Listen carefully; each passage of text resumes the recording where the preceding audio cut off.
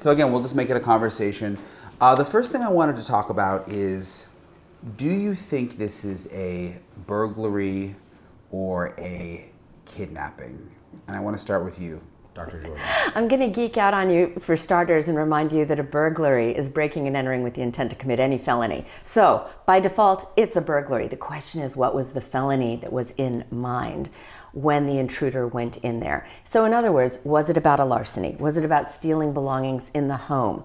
Could it have been about a sexual assault? Could it have been planned for homicide or for a kidnapping? I mean, there's many different possibilities of why that person entered that home. So it was a burglary, and I happen to believe at this stage of the game that it is more likely than unlikely that the initial, and I know I'm going to be disagreed with, the initial motivation was probably theft instead of kidnapping. I think that the abduction happened after the fact, after something went terribly wrong. What do you think, Dr. Burgess? Because nothing was taken from the home. Right, nothing was taken from the home. And of course, we don't have the crime scene to look at, which is very much a disadvantage. But I think it was another motive that they went in for. And before long, it went south, is what I think. I don't think they were there to steal anything. And by the way, we don't know if anything was taken. Truly. Right. Just because the family doesn't immediately know that anything is missing doesn't mean that couldn't have been a motive. And we have to keep in mind that things could be taken that they're not missing, or that because something went terribly wrong, the entire motive immediately changed. And the idea of taking stuff out of the home became irrelevant, especially if she became injured. Because I think we both agree that something went terribly wrong. Yes. Yeah, yeah. That something went south. And we don't know how long he or she or they were there.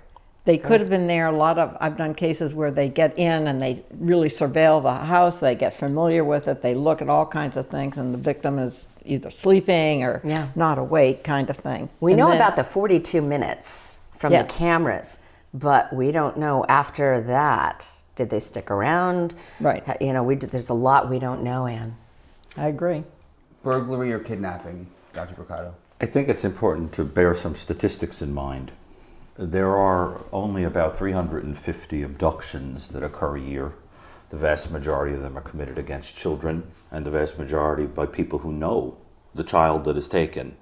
It's also important to understand that, statistically speaking, an abduction usually involves proof of life and a demand for ransom within 24 to 48 hours afterward, and it's resolved usually in about a week.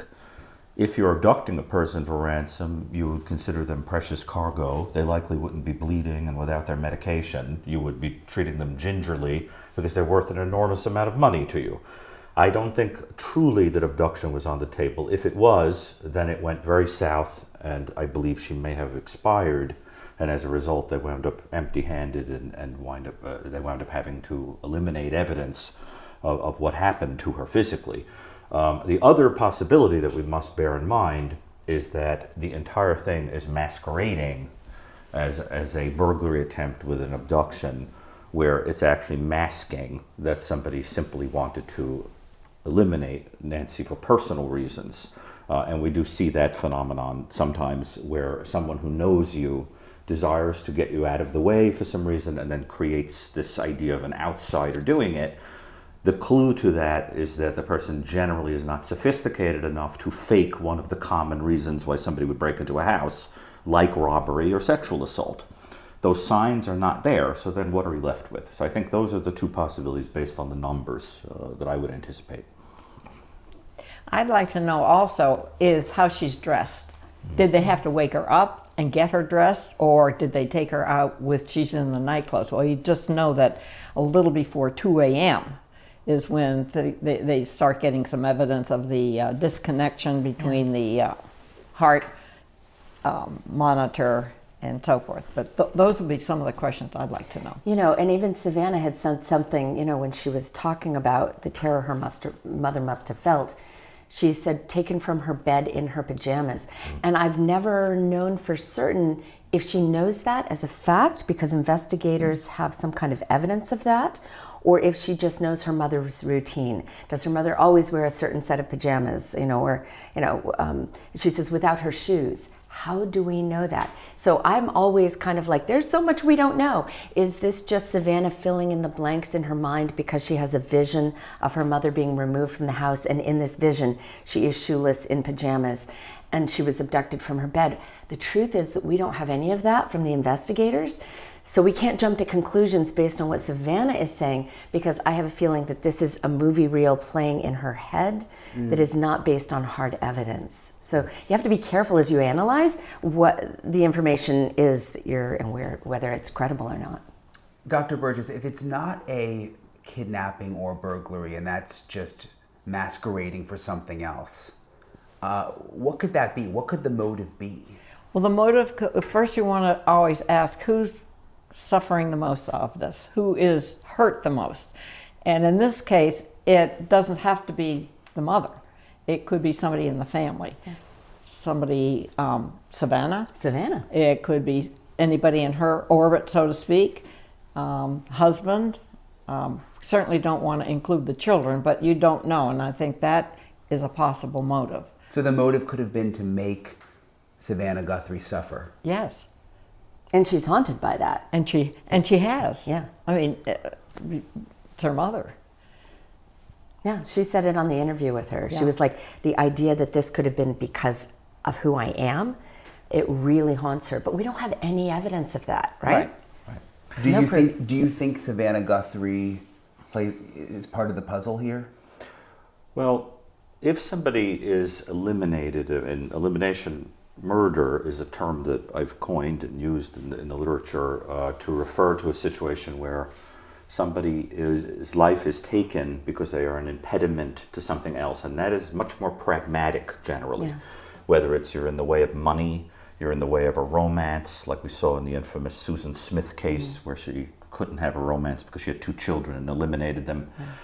Whether it's that somebody is a burden because of their age or a health condition, you can do that. A very common one is that someone knows something. They're a witness to something, or they've walked in on you doing something that can get you in a lot of trouble, so you need to be. And what happens in that phenomenon that I've studied extensively is that there is a great effort made to give the impression of an outsider doing it with no clear reason other than lunacy or just kind of coming into which of course there's no sign of here, that this was some kind of disorganized, bizarre, motiveless situation.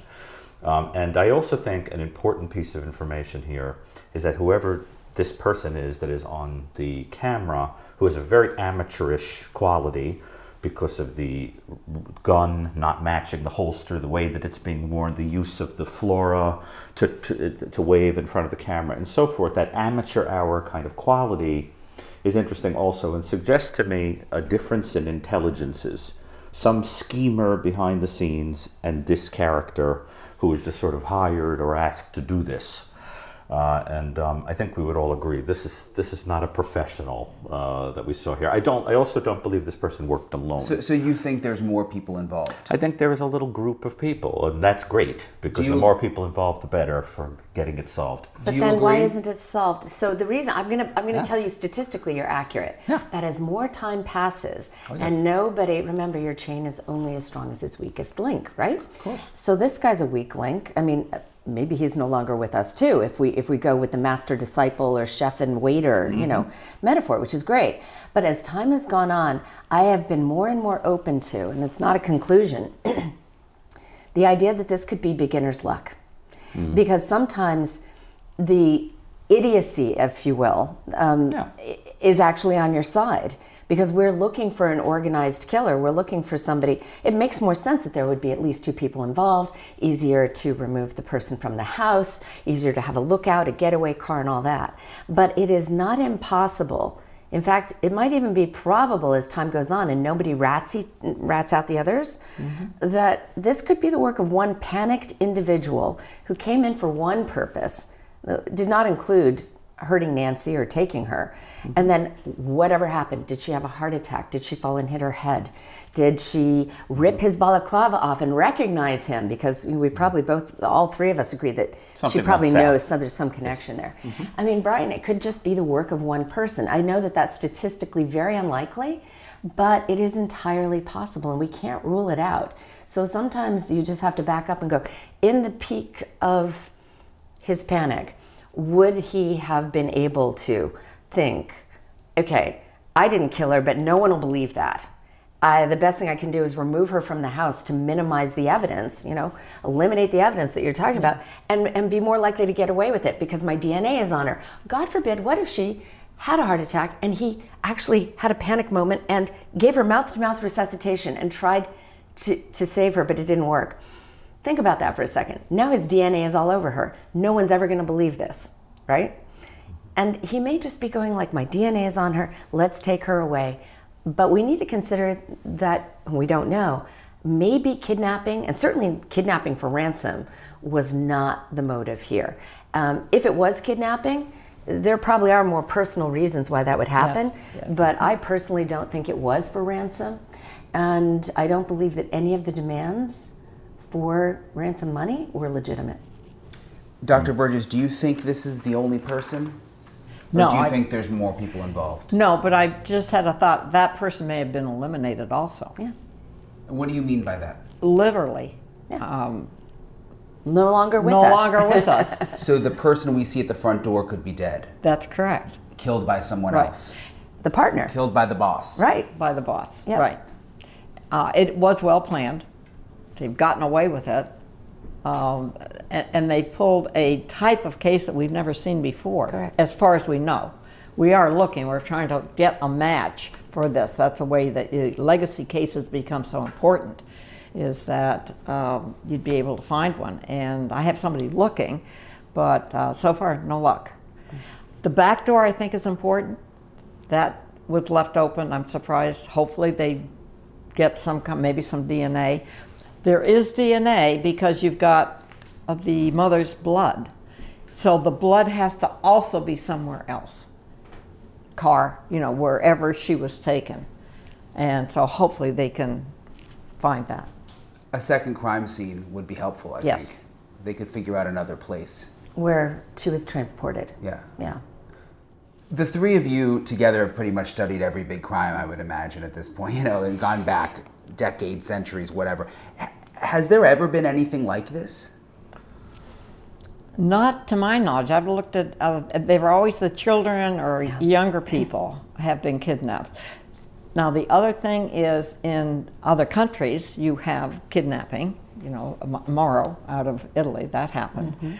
But also, and they're warned about it, we don't see wealthy men being kidnapped because they have security or they have bodyguards.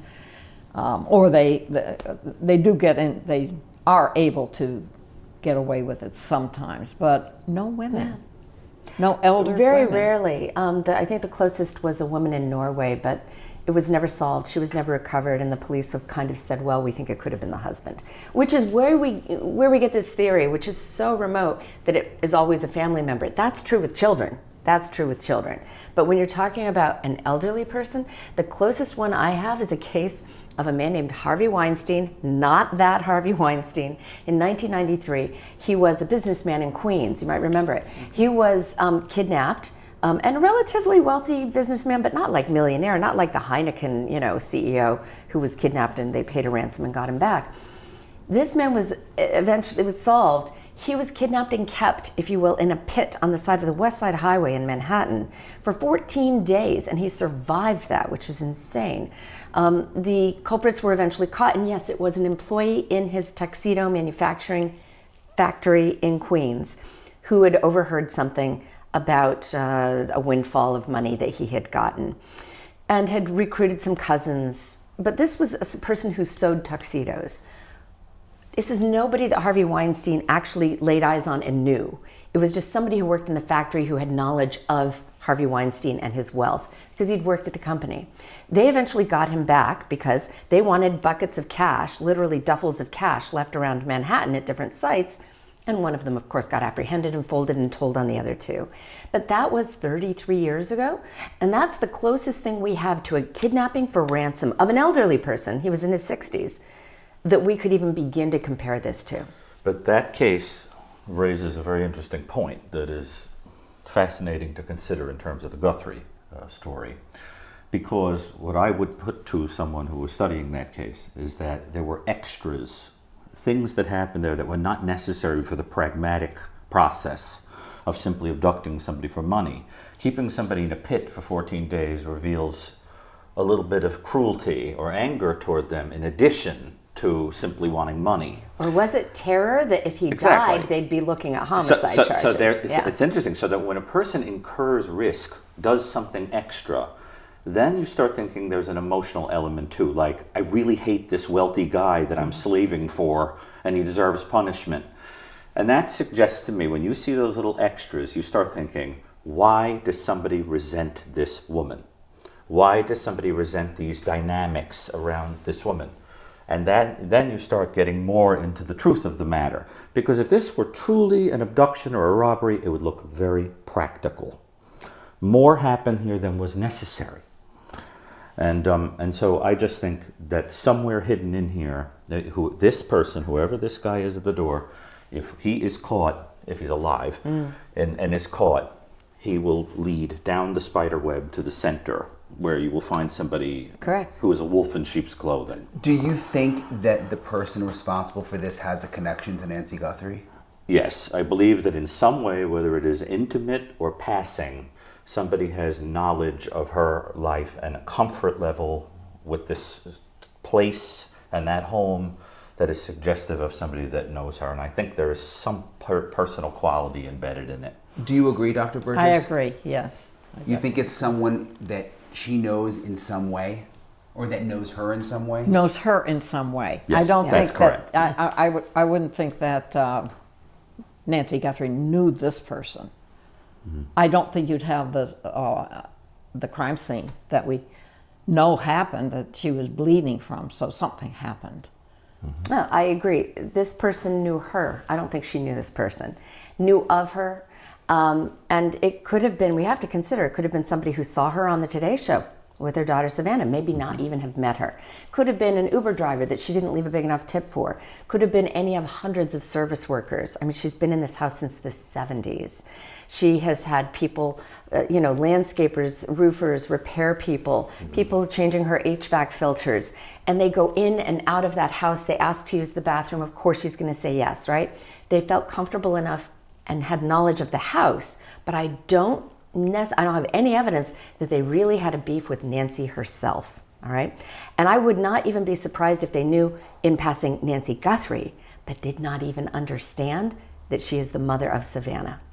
So you think it's possible that the Savannah Guthrie component may not even have been It could part be of a this? red herring. It could just be the world's weirdest coincidence, and we've seen stranger ones. It seems unlikely, but we have to consider, because we keep looking for somebody who has a beef with Savannah or a beef with Nancy.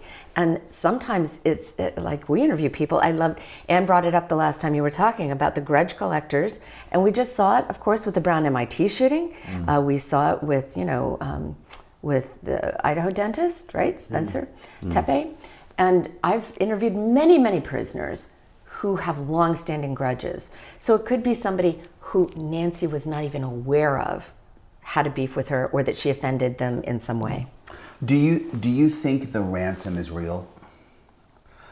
To be perfectly frank, no. I think what happened with those notes was either an opportunistic, parasitic person who was taking advantage of a situation, or somebody that knew what really went on but was tossing red herrings out. My feeling, as heartbreaking as it is to say, is that the victim is likely deceased, and they were either attempting to collect money anyway or collect money in some way, but sending those notes had a cruelty then to it. Do you guys agree? Yep. That's I'd say it was more greed than cruelty. I just think that they have no concern whatsoever about the feelings of the Guthrie family. But if it's like a Hail Mary pass, look, if I can call TMZ or a news thing and put this thing out and I get $6 million, it's worth a try. It's worth a try. It didn't work as far as we know, but I mean, the bottom line is why not try? There are so many cyber predators out there that I'm surprised we didn't have more. And I think probably 2 or 3 of them are the work of completely different predators. Well, speaking of cases, in terms of precedent, that story reminds me a lot of the kidnapping of the Lindbergh baby, who I believe died when he was being removed from the home. The profiler John Douglas has suggested that when the child was taken in a duffel bag coming down the ladder, that there was the death occurred, and then he tried to, if it was Hauptmann, some people don't think so, tried to collect the money anyway. Not to mention attachment forever to a famous person, which is a little bit of a secondary motive that sometimes happens. Because what happens when you target a celebrity or somebody tied to them is that forever, you look in the encyclopedia, and you look up the well-known person, the name of the offender who targeted them is attached in eternity. In perpetuity, you can't look up Abraham Lincoln without seeing John Wilkes Booth. Right. And so you get this parasite quality that also can happen with some of these people. And I wonder also about that if attention-seeking and resentment of somebody's notoriety is not embedded somehow in this story, in the dynamics surrounding this story. Envy. I think if that were true, we would have seen a lot more cat and mouse game in this. It's true, it's possible. But one of the problems we have is just legitimizing the communications. Right. Because it's just so easy now for anyone to send an email, an encrypted email to TMZ, and how much manpower and hours and resources is spent just trying to figure out which of these is legitimate and which one isn't. Well, and why would the ransom notes be sent to the media? That didn't make a lot of sense, I don't think. Which is why I think they're not legitimate. Right. Yeah. Sounds like No, I think they just wanted to get it in the media. Yeah. Yeah, I agree. It was less about a real ransom and more about the attention, you think? Yes. Puppet master, too. Look what I can do. I can turn the whole media on its head for the next 24 hours. Look, TMZ is taking over, and they're it's like, look what I can do. You are the marionette master, and the media is the strings, and then, the public is the marionette because we're all scrambling for the information. It's very power control initiated when you do hoaxes like this. The one note that was very puzzling, and I believe Savannah said in an interview that she thinks it's authentic, is the one where there was almost an apology that saying something like, "I'm sorry we didn't expect her heart to be that weak," that kind of thing. And I found that to be very out of character with the type of person who would do this. Yeah. And that's a piece of information that was out there in the news, that she had a weak heart. So I think that was just, as you say, the cruelty of a hoaxer. Unless there are multiple people, and it depends on which one made the comment. Yeah. Right. But I think when we put our brains together about it, put our minds together on it, I think we wind up with something that is likely in one of two buckets, right? Either an abduction attempt, financially motivated, that went south. Kidnapping. Right, a kidnap, good old-fashioned kidnap, right? For ransom. For ransom. Yeah. That didn't work out. Yep. Right. Perhaps she passed away and they figured, now what, And the second possibility being what I've called an elimination murder, where the entire thing. Well, what would be is the to motive? conceal. What could Nancy be an obstacle to that somebody would want to? Because I call them expeditious murder, but you're expediently eliminating somebody. I'm trying to come up with a scenario where go ahead, spitball on this. I'm really curious. It's complicated because, I think the big ones, based on the statistics, would be money. Somebody, the old who benefits, right, financially. We have to wait and see. The second possibility is she knew something. She was a witness to something that could have gotten somebody in a lot of trouble. Another possibility is she was an elderly woman and that she was a burden in terms of caretaking. That's a possibility, although I don't mean to cast aspersions on anybody involved in her caretaking. Right. It's just a common reason why there's an elimination of a person.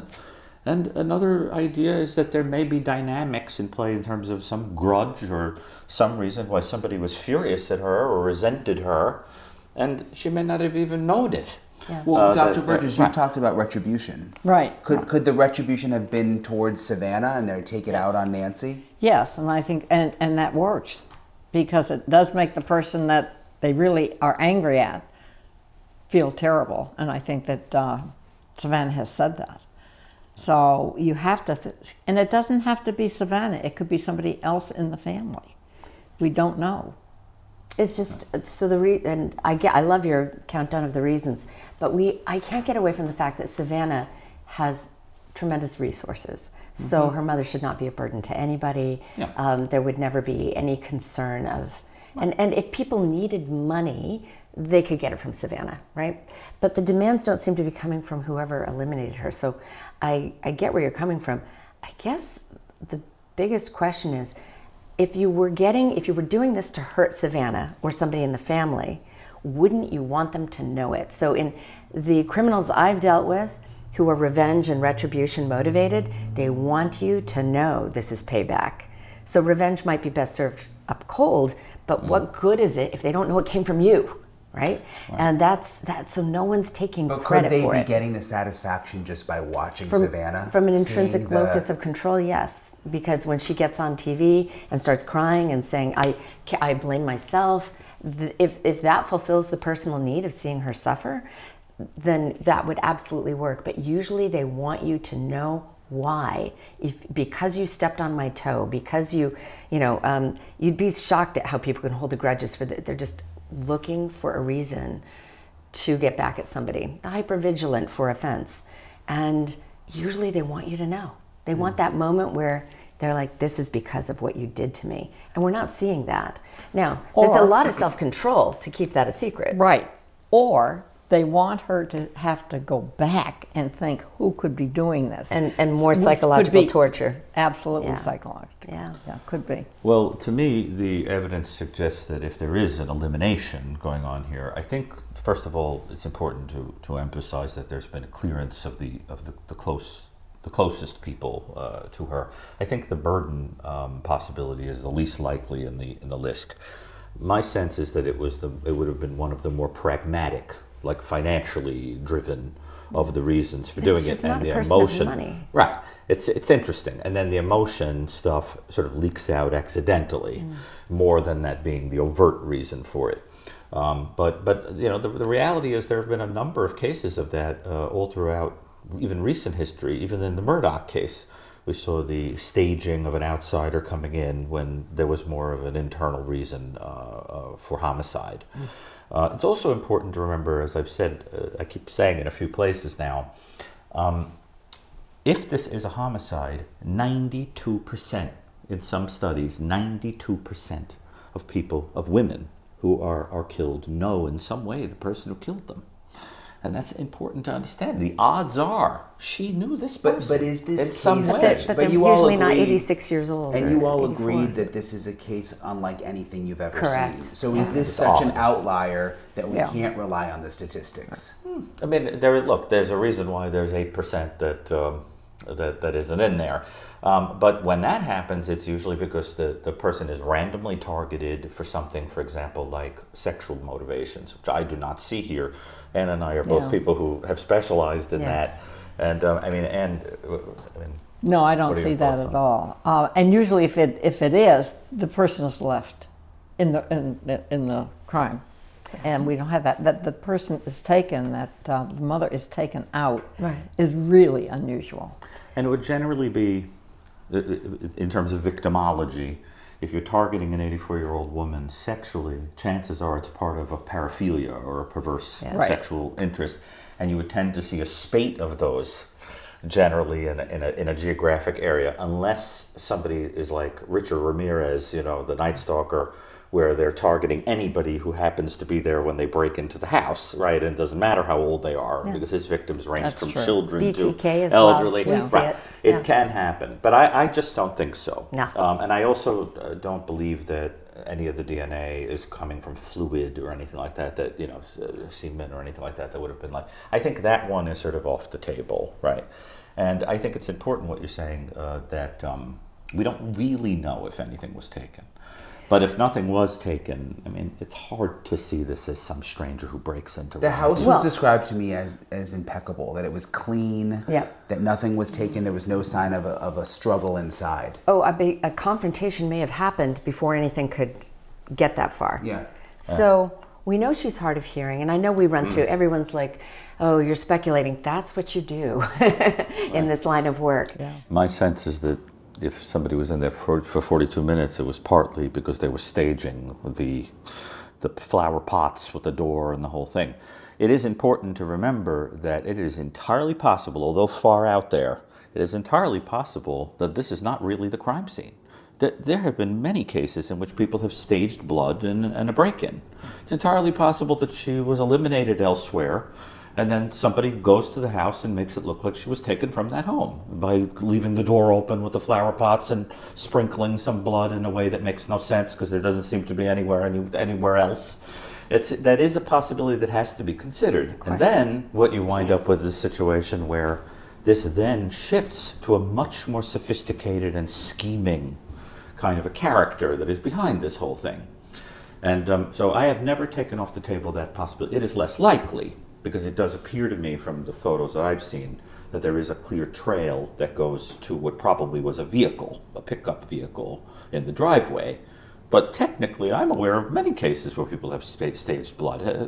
Sure. Certainly. And it wouldn't be difficult. You would just need a syringe or something that can make droplets that look aspirated like that. Look like they've been perhaps coughing. Yeah, look, because the blood looks like she coughed, like it was from coughing. Right. Is staging a crime scene common? Does that happen? Yes. A lot. Yes, a lot. More and more. And especially to the other motive is look what he's doing to the whole world. Yeah. Everybody's, what happened? And he can enjoy that vicariously. He gets satisfaction in Absolutely. A person probably watching many of the podcasts. Probably be watching this one. Yep. There is certainly a narcissistic element embedded in here, clearly, and probably moving beyond that into somebody with a more psychopathic quality, not to mention some sadistic cruelty in there. Whoever did this, as I said, there are signs. You're talking of about the little puppet extras. master. Talking about the puppet master. Yeah. And the person at the door has this remarkable coolness under pressure. It almost makes me wonder if it's because she's already deceased and this is a staging scene. So the person has no reason to be nervous. It's already over. But another possibility is just that we're looking at a kind of psychopathic character who just, is kind of cool under because the average person committing this crime, if you didn't have a lot of experience with it or didn't have that kind of personality, you'd see some signs in the physiology that you were a little anxious. This guy looks like he's taking a stroll in the park. I'm going to be devil's advocate for just 1 minute. Please do. Because I actually think that this could be a beginner who doesn't know how to be stealthy yet. Because as you pointed out, the whole holster dangling there, I mean, it is Amateurville. Amateur hour, The whole definitely. thing. And the flora in the camera, either complete staging or idiocy, pure idiocy. So maybe he's coming up, I just don't want to rule out the idea that this is a guy who, and I'm not saying this is his first burglary, but he's the opposite of professional. We talk about the confidence that you're viewing in that, and I see it too. He's not in a hurry. But I don't take it as he's done this 100 times before. Okay, there's the confidence of the toddler who just walks into traffic because they don't understand about speeding cars. And there's the confidence of Muhammad Ali getting in the ring because he knows he's just going to win. And I see this as almost the toddler walking into traffic. He just doesn't know any better. He does not understand that putting the flowers there is not going to stop his image. That, oh, well, the front door is locked. Let's look around and see if there's a key. Let's go into the back door. I truly think this could be a bumbling idiot, but maybe a combo of both. He's a bumbling idiot because he's been set up by the puppet master. Well, it's an interesting point. But to be clear, I don't think he's done this a million times before. I just think he has a little bit of a psychopathic personality structure. I think this is somebody who has a long history of, criminal versatility. He's probably done all kinds of stuff that's a little bit, inappropriate socially or to get his needs met. Right, and I think it is very important in this case, as I've said in a few places, I think the people who will have encountered this guy, because I do think he's local, this guy on the camera, I think is a local. Yeah. The people that know him are not going to be the local Boy Scout leader and the head of the church. This is going to be characters that are on the outskirts, the demi-monde, the people who have criminal engagement. And as I've also said, the guy has a very characteristic way of moving his body, and if you think of anybody that you know in a mask, you'd still recognize them in the mask. Somebody is going to know this person's body movements and the way he looks locally. And I also think it's possible that this guy has been arrested before. He's already on the radar in some way. Not serious enough for him to be in CODIS. Well, That's a good point. that's it. That's So for a that prowler, reason. like petty stuff. which is why I'm not ruling out the larceny thing. He looks like a Possible. low-life B&E burglar. Let me go through and ask you, and there's a lot we don't know, obviously. We So don't know what's much. happening So on much. the inside. We only know what's on the outside right now. But if you were working this case and you had to go to the agents and give them the profile, what would you tell them to be looking for? Almost impossible for me based on what we don't know. I need to see the crime scene. I need to know a lot of answers to my questions about egress and what evidence they have. And it's very possible that a lot of what we needed to know was, if you will, bungled by really releasing the crime scene back to the family within days. I always thought that was a misstep. And when you're trying to profile somebody like this, you have to just start with what is the motive, right? And we've talked ad nauseum about what the motives could be. If this is not a kidnapping for ransom, for profit, if it is personally driven by a need for power, control, for making the family suffer, for some kind of masochistic thing, I mean, you are going to be looking at somebody with an antisocial personality disorder for certain. I'm going to tell you this guy. I'm just going to tell you based on what I know about this kind of prowler burglar who, as Gary points out, probably has some kind of minor league record. But it represents a fraction of all the stuff that he's actually done. 27 to 28 years old, definitely lives locally, probably not there anymore. Once the image came out, you would think like, oh, okay, now it's time for us to demand more ransom and get out. I think he was either eliminated by a puppet master or he fled. And I'm not saying he's Mexican, but it's the closest border, and that's where he would go, just to get away. When that moment comes up and they're on that TV screen, they become like these terrified little rabbits, totally panic-stricken. All of the cockiness is gone. All of the confidence is gone. And I've interviewed so many felons who are just like, I always thought I could get away with it. And then when they came after me, I was like, oh my God, flipping out, racked with paranoia. And yet still he did not screw up enough for us to catch him. So I think we have to go back, instead of looking at what kind of personality does he have, to the grassroots investigation. Please, anybody who recognizes his gait, his presentation, even in the mask, this is a guy who on the day this came out, quit his job, left town, broke up with his girlfriend, changed his behavior completely. That, to me, the change of behavior would be inescapable when this picture came out, because no one expected us to get these images off of the deep web. Thank you, Google. Yeah. Dr. Burgess. The only thing I'd add there is to look for anyone that wasn't working. Yeah. That was just doing odd jobs kind of thing. Like you can pick up people at the local store to come do something. Day He'd probably laborers. given maybe $100, say, go do this little thing for us, and act kind of silly. So is there something that people would notice that? Not only, and then of course that they would look at this and say, oh, well, that certainly does remind me of so-and-so. He's young. I think that's young, but I think there's somebody else behind him. I agree that your puppet masters, where are you going to find him?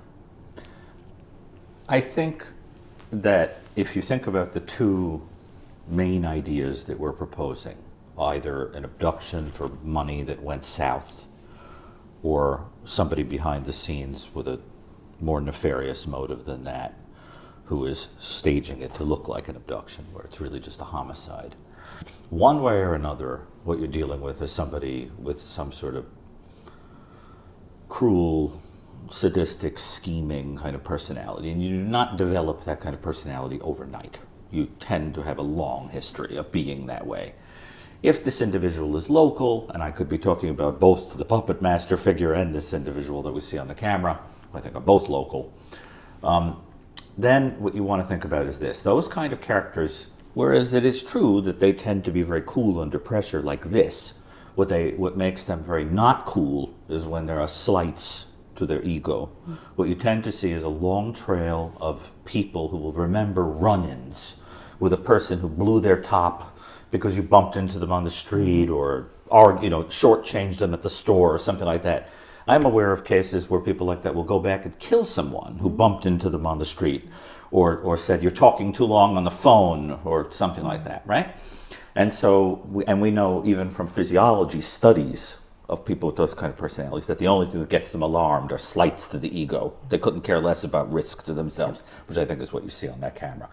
And therefore, if we take that together with the likely local quality of this individual, there is probably a trail of people who had run-ins with a jerk that they're going to remember having argued. And how many of those characters could there be in the neighborhood with a very particular gait that people might recognize and so forth? I think they need to go around talking to people and saying, do you remember any kind of hot-headed, nasty, grudge-holding, kind of egotistical guy who might have had some run-ins with the law? I also think if I had to make an educated guess, somewhere in this story, this individual also has dabblings with illicit drugs. It is entirely possible that drugs are on the table. Yeah. I think based on the profile. I think he's high right there. Right. I think the drugs are involved, and I think that if this person got any money out of this, where would they spend it? Drugs, probably, sex workers, things like that. And there's another group you should be talking to. Yeah. I would be willing to bet my life that this individual has engaged with sex workers locally and local people who are dealing in drugs. And therefore, they should be questioned. They're not going to talk. Do you all talk. agree? Yes, that's true. But they're not going to talk. Although a lot of money's on the table. It is, but I've got to tell you, no amount of money is worth going to prison for years. Like $1 million in exchange for X number of years of your life in prison. I mean, they like money, but they also do not like prison, right? But why haven't we had anyone call in yet with a tip that's panned out? Like, I agree with you completely, but I think that, everyone has seen these images and watched that video over and over and over again. I mean, it's viral. So why haven't people come forward? Well, remember we did hear thousands and thousands, I think they said. Yeah. Tips came in. 30,000. And then zero, nothing. Yeah. Nothing was Where'd legit. they all go? Why didn't they could have run those through AI very fast. But they know it's going to take us forever to, go through all those. The other thing I would do is normally, if this was not Arizona, that you'd draw a mile and you'd look within that mile. Within 1 mile. Yeah. Within 1 mile of this guy. But they have acres there, so maybe you have to go 5 miles to do. But he's in there somewhere, or he was. You all seem to agree that it is someone who knew Nancy in some way, some sort of connection. Was familiar with her. And was a local. Correct. Yes. And I don't think working alone. I don't think it's likely. I think, as you mentioned, it is interesting. We have to consider it. You have to consider But it. I think it's improbable based on a lot of Probability crimes does not I've work looked for my at. theory. It's just that I've interviewed people who have done superhuman things with adrenaline all by themselves. Highly unlikely, but not impossible, so we can't rule it out. But I do think he's long gone. I think he's long gone. Fled the scene. Or dead. Or dead. Yeah. Do you think it's possible this person could strike again, Dr. Burgess? Not until this gets solved. He doesn't need to. I think he's getting too much out of this. But that doesn't say that he wouldn't do it again. I think there's too much of a chilling effect. If he takes that risk, I mean, yes, he has internal needs that have driven this crime. I think he got in there and got a sense of power and control that he wasn't expecting. But if he does it again, the chances of getting caught and getting his DNA are incredibly high. And once we have his DNA in the system, and I do believe that's how he will get caught. So will he do it again? I think unless he's a serialist, I think he's going to be able to control any of his urges because he is totally cognizant, based on how this took over the media for 2 months. He's totally cognizant that if he does screw up and gets caught, it's over. Not just for the crime he commits in the future, but for this one, and this is one that, I mean, Arizona has the death penalty. He will have a hard time resisting. And we've seen and I don't think this is a serial killer, but we've seen them stop 15, 20 years. But if this guy's just a burglar or a henchman for the puppet master, yeah, he's going to stop because the chances of he's so far gotten away with it. And you do something else, Yeah. your chances of getting caught are enormously improved. So if he has half a brain, he's found Jesus, turned his life around, and not doing any more crimes. If we're right that there's a chef and a waiter, I don't think the chef cares very much what happens to this individual. No. This person was used. Yep. Yeah. And the idea is, I couldn't care less. Go ahead, get caught on the camera. I wondered if the person set the guy up to get caught on the camera so that he would take the fall for it. It seems that somebody with a more intimate knowledge said, here are the facts, go in and do this. And then this guy is the one who gets in trouble. Do you think that this case will be solved? It's more likely than not. I'd like to see it solved. The only way I think they'll solve it is if they get DNA and find her. Dr. Jordan? I agree. It will be solved, if it's solved, it will be solved by accident, by either finding and recovering remains, or by somebody committing another crime and having their DNA go into CODIS, or maybe somebody who gets that intimate knowledge turning this guy or the puppet master in. But I don't think the investigation is going to turn over any of these big breakthroughs that are going to, leave you with a battering ram on a door and taking a guy out and going, we solved it, we got our guy. I think if it's solved, it will be completely by happenstance and accident. Good luck. Yeah, I think it's likely that it will be solved, but I don't think it's going to be very quick. My sense is that behind the scenes, experts are speaking with the law enforcement, and they're probably thinking a lot of the same things that we're thinking, and probably have some people in mind, but are holding that close to the vest, would be my guess. And I think DNA is going to be very critical. I think the breaking down of the mixed DNA could take a long time and some very sophisticated methods. There are cases that can take a year to do that. Longer. It could take a long time, but if they're able to do that, to get to that sort of sweet spot of the percentage you need to build up a profile, then I think they'll use genealogical DNA and arrive at someone. But I don't think this is something that's going to happen, overnight. If he unless belongs somebody to a comes family forward. that believes in getting on Ancestry and 23andMe, Yeah, a lot of people A lot of people don't. don't do it, just would never. So. Mhm.